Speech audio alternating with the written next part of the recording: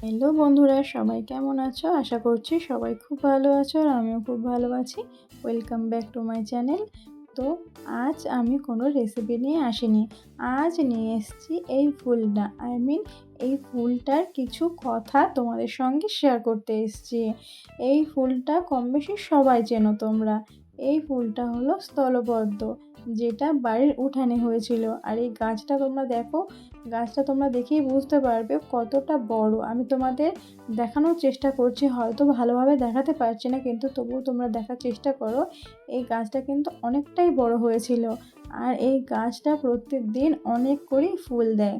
আর এই স্থলপদ্মের গাছ যদি তোমরা রোপণ করতে চাও, যেখানে একটু রোদ্দুর আসে সেখানে এই গাছটা রোপণ করার চেষ্টা করবে। অতিরিক্ত ছাওয়া জায়গাতে এই গাছটা রোপণ করলে গাছটা হবে না, আর ফুলও আসবে না। তো যেখানে একটু দেখবে রোদ্দুর আসে সেই জায়গাতেই এই গাছটাকে রোপণ করার চেষ্টা করবে। আর একটা জিনিস তোমরা খেয়াল করবে, যেখানে জল জমে থাকবে, গাছের গোড়াতে যদি জল জমে থাকে গাছটা কিন্তু মারাও যেতে পারে। তো সেদিকেও তোমরা একটু খেয়াল রাখবে। আর এই ফুলটা দেখো গাছে থাকা অবস্থাতেই কতটা সুন্দর লাগছে। আর এই ফুলটার এখন কালার আছে সাদা, কারণ এটা সকালের দিকে আমি ভিডিওটা করেছিলাম, কিন্তু এর যত বেলাটা বাড়বে তত এই ফুলটার রং চেঞ্জ হতে থাকবে, পিঙ্ক হয়ে আসবে।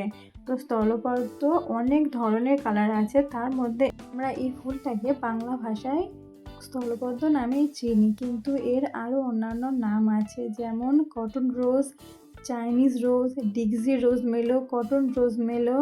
আর এটা সময়ের সাথে সাথে কালার চেঞ্জ হয় বলে এই ফুলটাকে চেঞ্জেবল রোজও বলা হয়ে থাকে।